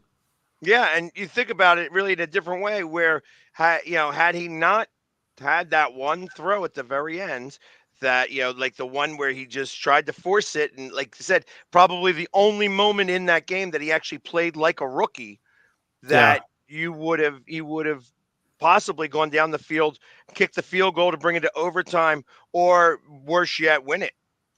So. And that's the thing, right? Because a lot of people don't understand that. He's been in the league for a long time. Well, I should say 5 years, right? But this is really he really is still kind of on his rookie season because he hasn't played. So this really was kind of his coming out party as much as it was C.J. Stroud. Right. And that's a learning moment for him. And I feel like he won't do that mistake again. Like if you're going to learn that moment, that's the way to learn it. That's the harshest it's going to be. That's the worst case scenario on the biggest stage. So you got it. You've learned. Now you take it. You won't do it again, and you learn from it because it That's doesn't the work. hope. That is the hope. Well, I Hopefully mean, he doesn't learn from if not, you're going to wind up not being the good quarter. You could get your team there, but if you're going to make those types of mistakes in the playoffs, you're not going to be the quarterback in the playoffs. Yeah. And that's that. Ultimately, that's what will occur. So I think that, like I said, I think it was a learning moment for them. They are the youngest team in the league, and I kind of feel that they're going to give Detroit everything that they can run for next year to win that division. Yeah, absolutely. I mean, experience is everything. And this was the first year of that team really getting experience under their new field general. And I think the people of Green Bay, especially the ownership of Green Bay or the board members or whatever you want to call them in Green Bay, they really got to feel good about drafting Jordan. Like I had to think for 5 years, they didn't know really what they had, but this was kind of okay, I can finally excel. We didn't screw it up. I think we got a good quarterback. Now we can develop him. But I had to think that, at the beginning of this season, they still had to have their thoughts and concerns about Jordan coming in and what they were actually going to have post Aaron Rodgers and Brett Favre, 30-plus years of whatever they gave Green Bay. I guess here's the big question I have as far as them moving forward is because although this kind of was his rookie season, he's been in the league a minute. And now you got to think about, you got to pay this guy. So, yeah. I mean, he's been around long enough that now you have to figure that out. It's like, are you going to move on or is he really your guy? Because at this point, he's going to cost you a lot of money. You don't get that opportunity that you used to have where you got a rookie contract. You get to put a lot of parts around him and go and try and win a ring while he's still on that rookie deal. Now you have to do it on a post-rookie deal, but you're still dealing kind of with a rookie quarterback. So it's sort of it's a unique situation for him. I'm curious what it is they're going to do there because it can either, in either scenario, it limits how many toys you can put around him. I really wonder how he's going to want his contract structured in terms of, is he going to try to get the most money per year per whatever, or is he going to try to go for the fully guaranteed like Lamar and all them and the Watson contracts? I'm really kind of curious to see which way he goes in terms of the market and how much will he set the market again or things of that nature. Man, if they let him set the market again, that would be crazy. That would be crazy. Because I don't think he has a body of work that he does it. But watch this: who else is out there they're going to turn to? That's what I've hated about the quarterback market forever, and that's always been. And I understand this. That's the whole argument. It's always the argument. Well, you maybe don't think he's worth the money, but there's nobody else out there. We don't want to lose him, and we don't want to take steps back. So we're just gonna give him what he wants, and we're gonna hope for the best. That's I'm pretty sure that's what Jerry did with Dak. But you know what I'm saying? I mean, it's just. It's Daniel Jones, right? It's exactly pretty much. He's like, okay, he had a decent year and a contract year. We paid him. Hope it works out. But it's like, man, I thought it was too much when they did it. Right. So, I think if you let Jordan Love reset the market, man, there's a huge question mark behind it on whether or not that's going to work. Simply because, again, we've seen him play for a season. He played well for half of it. Think about it. And if I'm Jordan Love, I'm thinking to myself, well, let's see. I just had a really damn good year.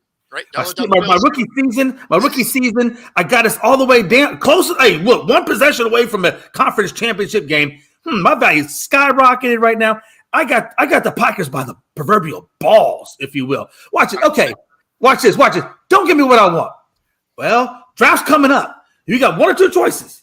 I'm the best thing in there that's available. So you're either going to give me what I want, or you're going to have to try to give up a whole bunch of stock capital, try to bump up as high as you can to get whatever quarterback you can in the draft. I mean, he really has them by the ball. It's not about what he's worth. It's about what he's already proven. And do they really want to take a chance at losing him? Or you see what I'm saying? I think he gets what he wants. I really do.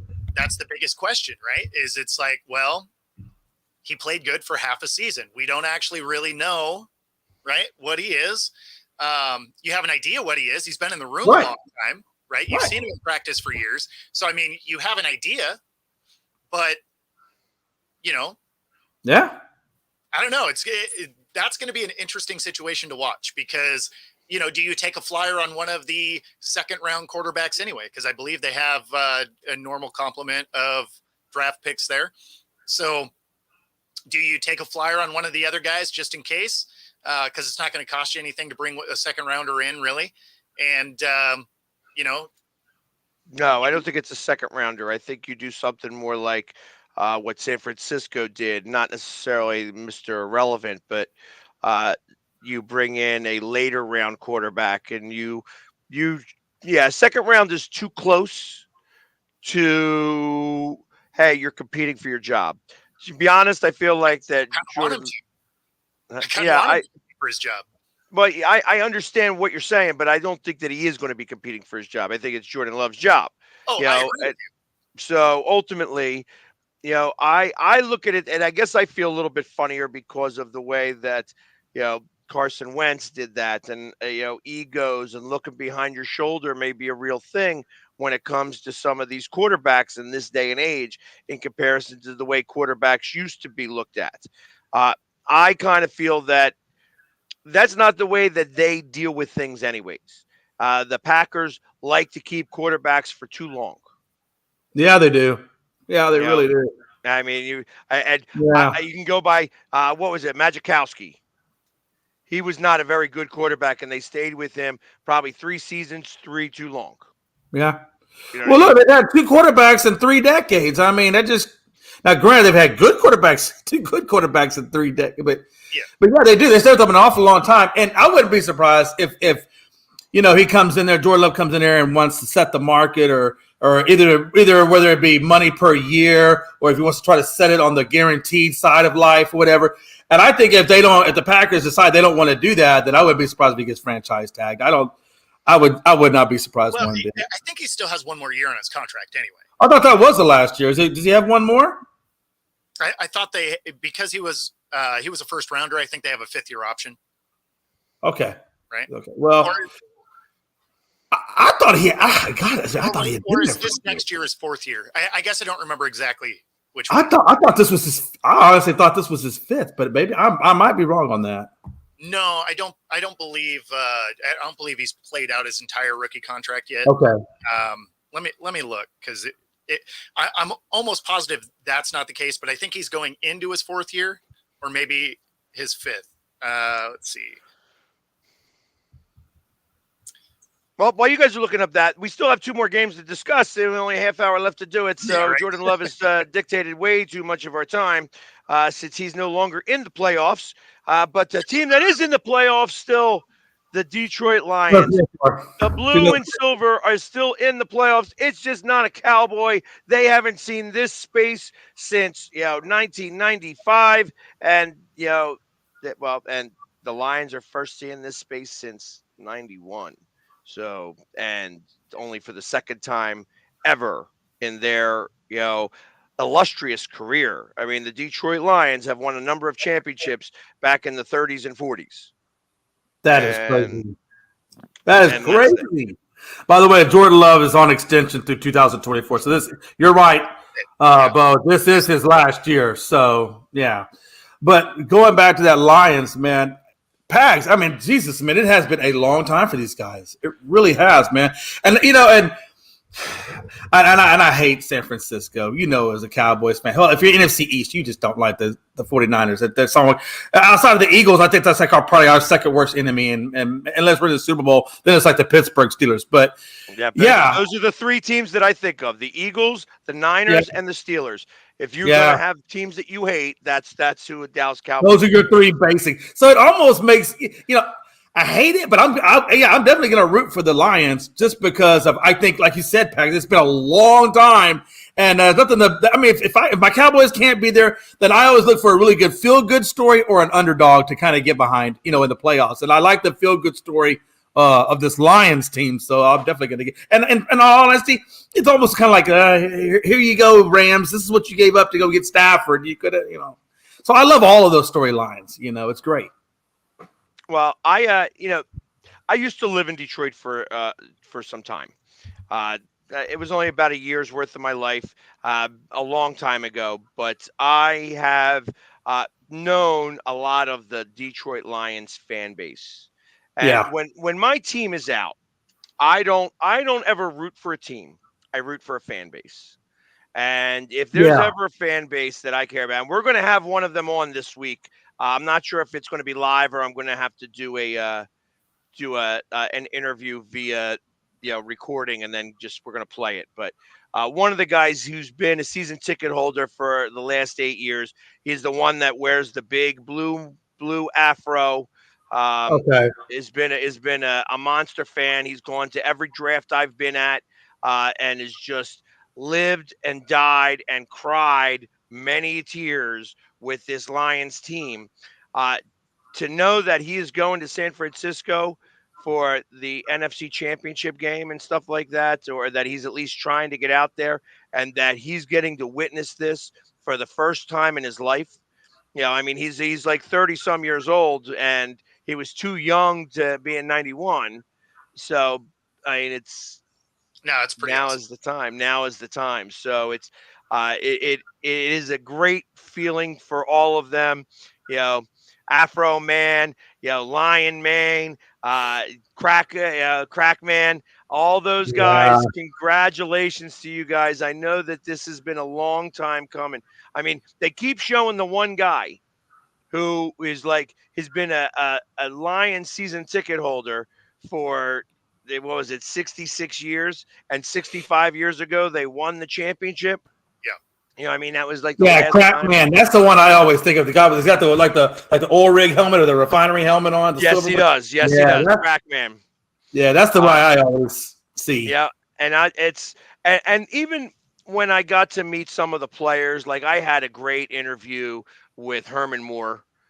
It's like where just the interaction with those guys and stuff, and they're all very approachable. And you know what? Doesn't it always seem that if the draft is going to you, or it's you have the draft, that you wind up going to the Super Bowl or something like that? Maybe that's kind of it, since they are the ones hosting the draft this year. So maybe they will have the Super Bowl coming there to set up the groundwork. Be like, hey, since we're here, we're just going to leave stuff here for the draft.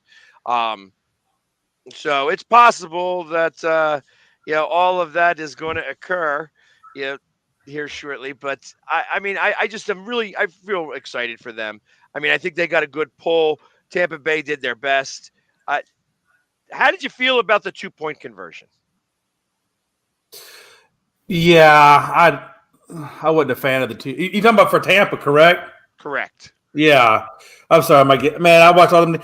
Yeah, I don't think I saw the 2-point conversion. I know they went for a 2-point conversion because my friend called me on it. I think I was actually out of the pocket at that point, so I wasn't able to catch it. But if you want to fill me in on it. Well, I mean, they score the touchdown, they go for the 2-point conversion, and fail. And how I felt about that is that you just, in one full swoop, took away the momentum that you just had Yeah. with that. Had you scored the 2-point conversion, I understand. Like, it now puts the onus back on the Lions. And I'm real big on, in times of need, you have a whole bunch of players that do the asshole pucker. You know what I mean? And that's what happens. It's just that they start to squeeze, and you put a piece of coal up there, it becomes a diamond.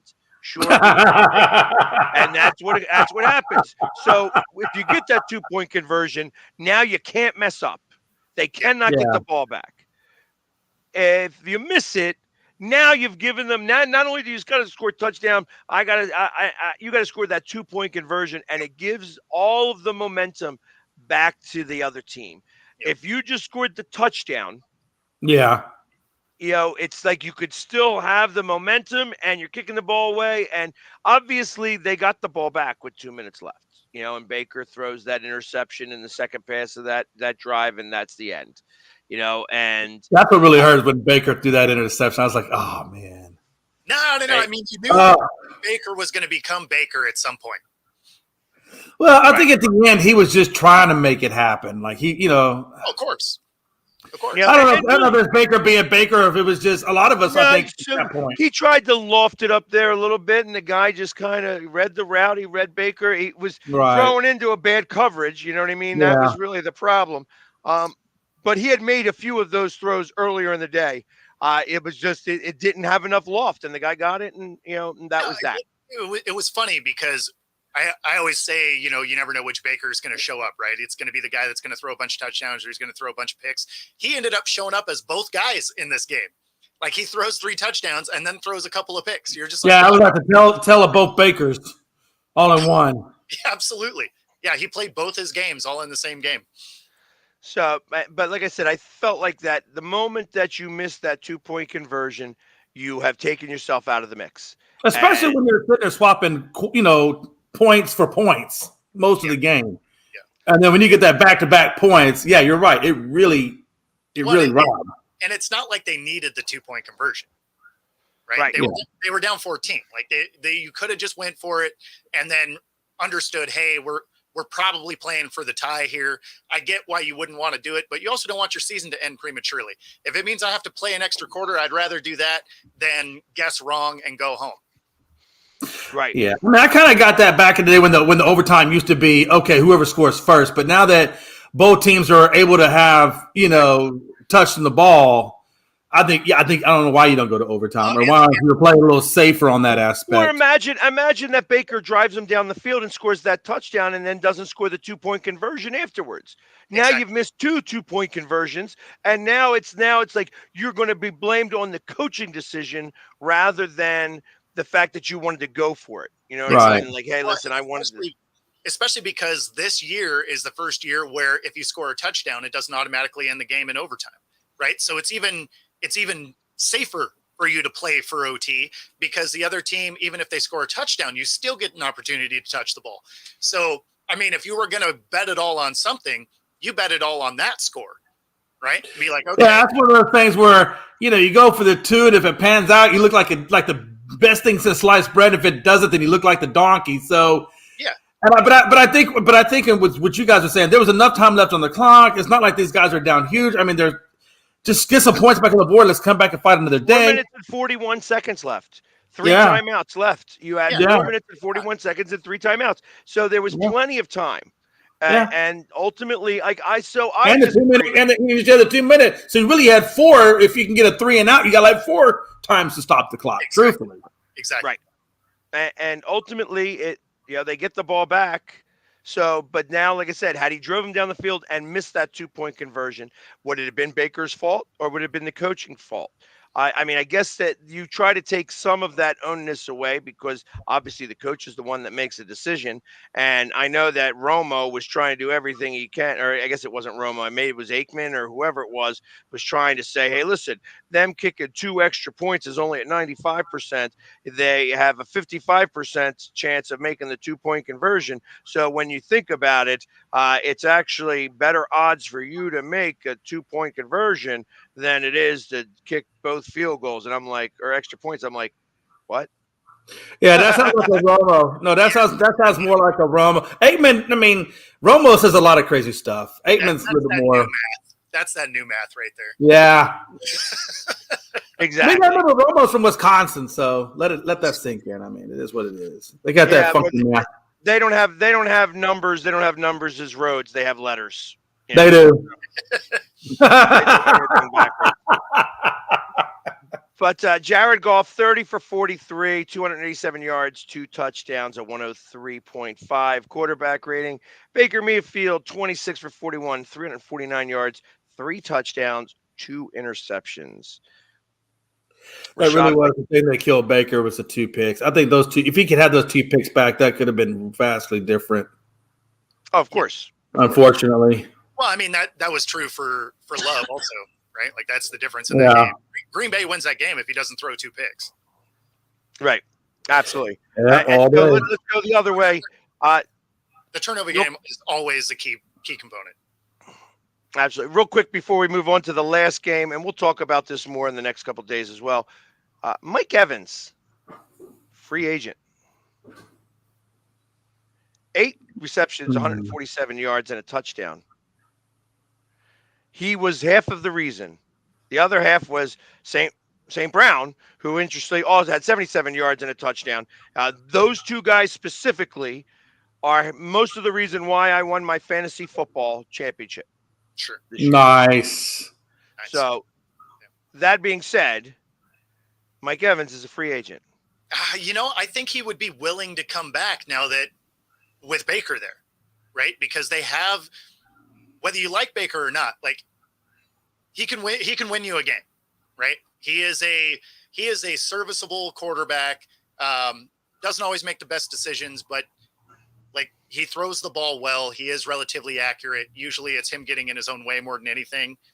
So, I think where Evans wanted to leave was they didn't have a quarterback, and now they have something. But, it'll also come down to if somebody else is going to give him some money or if he thinks he can win a ring. Because I don't know if I feel good enough about Tampa that they're going to win a ring in the near future.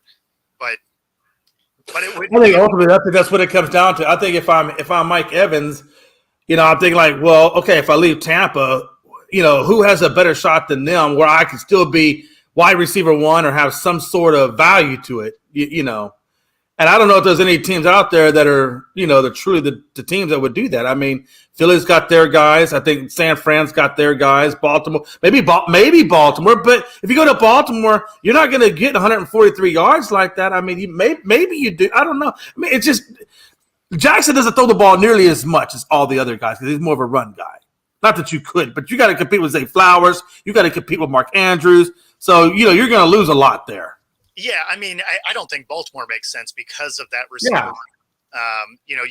One of those guys ends up being the odd man out. I don't know who you would make be the odd man out, but there's definitely places he could go. Imagine if they threw him in Atlanta, right? With all the other toys that they're starting to amass, that could be interesting. Or do they get an extra target for Fields and with the Bears? I mean, I don't know that you'd want to go to the Bears, but or I mean that's the thing though, right? I mean maybe the Bears more so than Atlanta because you don't know who the quarterback. Because if you go to Atlanta, you're probably going to get stuck with a rookie quarterback who's going to make, and you don't know what.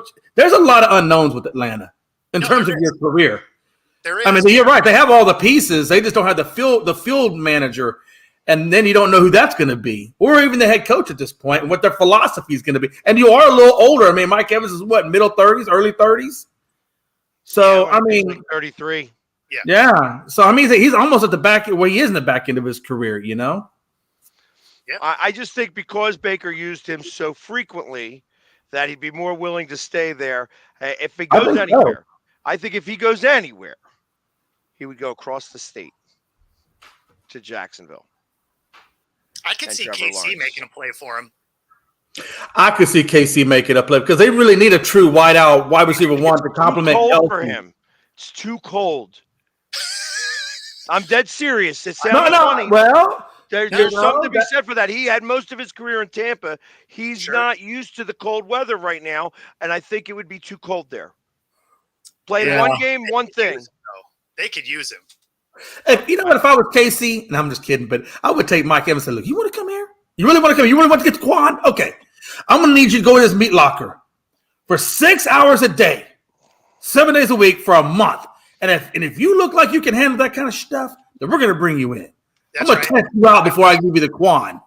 And we're going to put a jugs machine in there at the height feet away, and you got to catch them all. You know what I'm saying? Hey, we're going to test you out. Because I think at Bag's point, though, he is a warm-natured guy. Yeah. Or maybe he becomes the next spokesperson or sponsor for Vaseline or petroleum-based products. I mean, he's gonna be sponsored by Isotoner. He's the next. Or interestingly enough, since he's from Galveston, does Houston maybe make a play? Oh, that's right. You're right. Oh, damn. But, man, Houston does have a pretty good 3-set right now with Nico and Brown and Tank Dell. I mean, they got a pretty good stacked 3 young guys right now that are going to pretty much be their future, I think, unless they leave for more money or what have you. Yeah, I mean, I think that's what you embrace there at this point is how young the team is. You say because then if you go on a run and you need a piece, you have the money to go get something. Right. I don't think you have to backfill, especially at receiver. Like they seem to be pretty solid at receiver. But Yeah. yeah, no, I think you save the cap and use it on a defensive piece if you need it or something like that as you start to get closer to the end of that trade deadline or free agency period, stuff like that. Yeah, I think you find that complimentary piece to Anderson on the other side of that to maybe get more pressure on the quarterback to improve your edge rushing. Mm-hmm. I mean, there's a lot of ways they can go about that, right? I mean, So, anyways, let's get to the last game. The last 10 minutes of the show. The Kansas City Chiefs upset the Buffalo Bills, as I kind of called.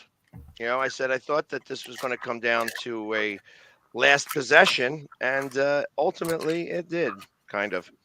I thought it was going to be a field goal game for sure. Yep. The Bills really let this one slip away because, I mean, it was their opportunity. It really seemed like mentally they just weren't equipped to take this team down. Like soon as things didn't quite go their way, like I said at the beginning, the Diggs drop, you got that feeling from their sideline of, oh man, here we go. Like, this is how we lose. And, they'd battle in and then, something else would happen. And you're like, there it is. It's just like, man, you can't embody that mentality and actually win a game. Because this was their opportunity, right? This is a vulnerable KC team, a very beatable team. And, I blame this loss more on the Bills. They had it at home, for crying out loud. No, exactly. I blame this loss more on the Bills than anything KC did to win. Is it Josh Allen? Is that Jim Kelly 2.0? No, because Jim Kelly made it to the show, right? I mean, he did. I mean, I'm just saying it's a lesser version of him. But you know how you get to the playoffs every year consecutively, and you're supposed to be the guy, and it just never happens.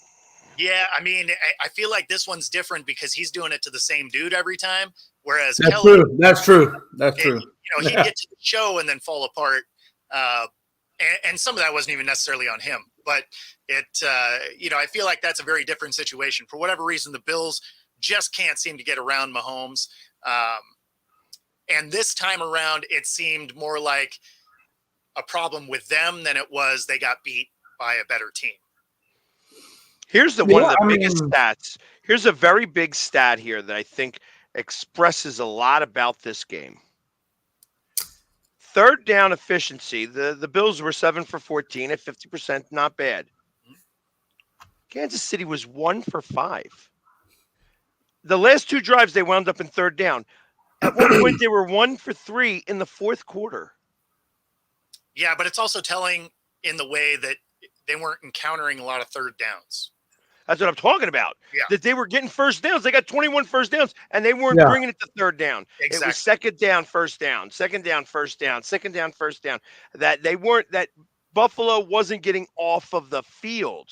Yeah. That these guys were driving, and then it was like, okay, they had 37 minutes time of possession to Kansas City's 22. So, I mean, that's a lot. That's 15 minutes extra. That's a whole quarter. I know. Yeah, I mean, KC, when they had the ball, moved the ball real efficiently. Yes, because they only have there's only 7 yards difference between them, 361 to 368 in favor of Buffalo. Buffalo had the time of possession. Buffalo had, they had the turnovers. I guess except the Josh Allen didn't throw an interception. So they got the turnover battle. They won the yardage battle. They more first downs. All the statistics. Look at the yards per play. Look at the yards per play though. 7.7 versus 4.7. I mean, almost every play was just shy of a first down for KC. Like it was crazy. It's crazy. Agreed. And so Kansas City winds up winning it. Travis Kelce and Patrick Mahomes wind up being the most, getting the most combined or quarterback to receiver touchdowns in playoff history. And that's only going to grow, I think, next week. So it's like they got 2 because they were tied with everybody. And then they said, nope, we want this one on our own. And he threw it again and gave it to him. The most important thing I got to wonder is, what were your thoughts on Jason Kelsey? He sure looks like he's retired, because him out there in some pajamas with the shirt off, drinking beer, it makes me want to go have a beer with him. But he lost me at the bowling ball shot. I was like, yeah, that's what I'm talking about. Right? Yeah. He sure looks like he's ready to call it. But I think I'll be honest. That's his personality. No, it totally really is. He looked like he was having a great time, though. Yeah, I mean, he was really cheering on his brother, and I mean, that's what you want, right? Like, but how does it make you feel as a Phillies fan, though, for him wearing Chiefs gear? No. But if that's my brother, I want that support, right? Oh, I understand that. I'm just saying from a fan perspective of your team, the Philadelphia, they don't play around about that. I mean, they're pretty damn serious about their team. How does that make you feel seeing one of your guys wearing another team's stuff?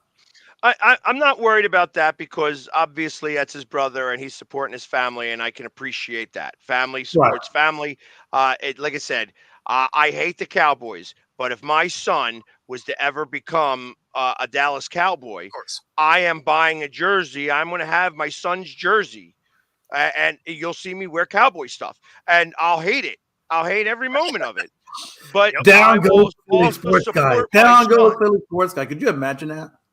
Thank God my son is not a kicker or a football player, so I won't have to worry about this even the slightest bit.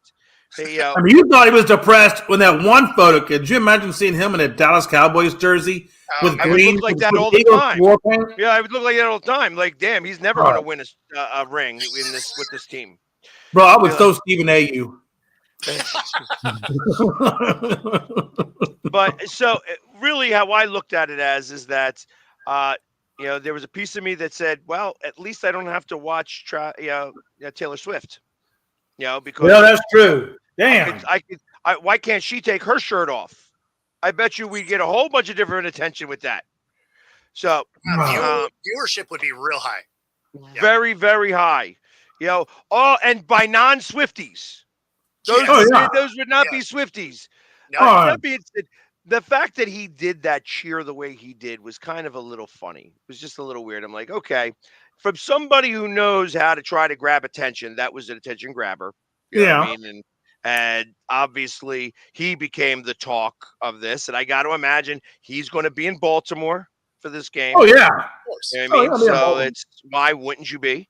And there was a picture of him meeting her, meeting Swift, and it kind of looked like he just had this look on his face like, yeah, don't touch me.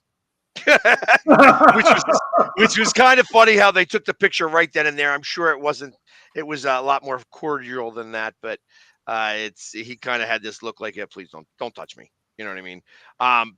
But the fact that he was able to outshine Taylor Swift by taking his shirt off was interesting.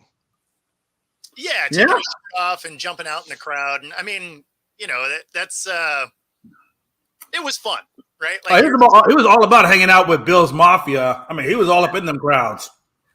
Like it was that was actually very cool. That was very cool. All right, so I just wanted to get your guys' opinion to see if you guys had any thoughts about that. I know that he got a lot of airtime and he got a lot of play. And hey, listen, even if he does retire, that was a good career move for him. Yeah.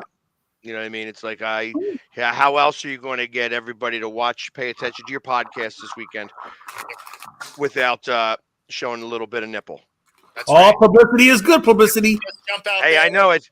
Hey, I know it. I've got 50 million people still looking at I'm still getting sent the picture. Yeah, listen, I've gotten the picture, guys. You don't have to send it to me. I appreciate the fact that you want to let me know that I am out there and that I'm a meme. I thank you. I got it. I've seen the picture. It's 100,000 times now. No,